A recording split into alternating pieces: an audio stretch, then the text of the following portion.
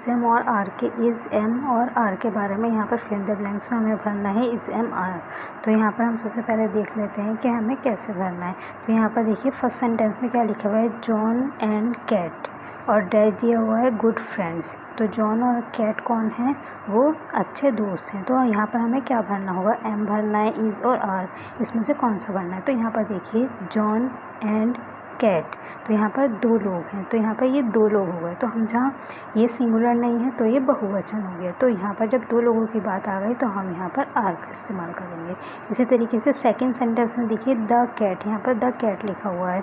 तो the cat, कितनी cat है यहाँ पर, कैट जो है यहाँ पर सिर्फ एक है, द कैट। अगर यहाँ पर एस लगा हुआ होता तो ये कैट्स हो जाते हैं, तो ये बहुवचन हो जाता।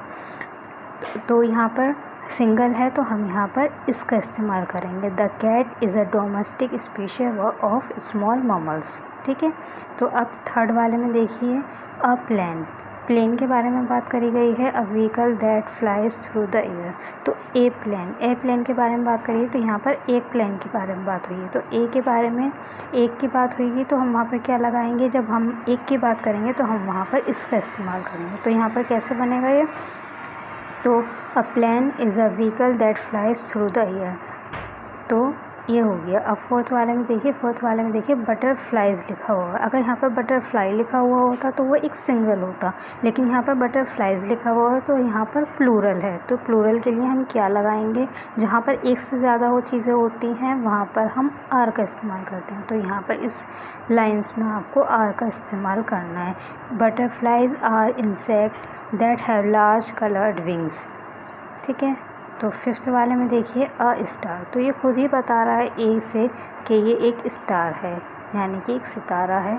तो ए की बात हुई, ए दिखा दिया इन्होंने यहाँ पर, तो आप इस तरीके से समझ सकते हैं। तो यहाँ पर ए यानी कि एक की बात हो रही है। जहाँ पर हमें एक की बात करनी है वहाँ पर हमें क्या इस्तेमाल करना है, वहाँ पर हमें इस्तेमाल करना है इसका। तो the star is a huge glowing ball of hot gas.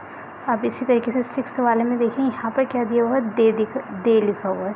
तो दे कौन होता है, सिंगुलर होता है या प्लूरल होता है। तो जाहिर है आपको पता ही होगा, तो ये प्लूरल में आता है। तो जब हम एक से ज़्यादा की बात करते हैं, मैंने ऊपर भी आपको बताया, तो वहाँ पर हम आर का इस्तेमाल करते हैं। तो यहाँ पर हम क्या लिखेंगे, they are happy over the good news. तो वो खुश हैं खुशखबरी, गुड न्यूज़ सुनकर। ठीक है। अब इसी तरीके से सेवन्थ वाले में देखिए आप अ पायलट, जैसे मैंने ऊपर बताया था अ लिखा हुआ है यहाँ पर, इस तरीके से यहाँ पर भी ए लिखा हुआ है, अ पायलट। तो यहाँ पर भी हमें कितने की पायलट की बात हो रही है, एक पायलट की बात हो रही है। तो और एक के लिए हम क्या लगाएंगे,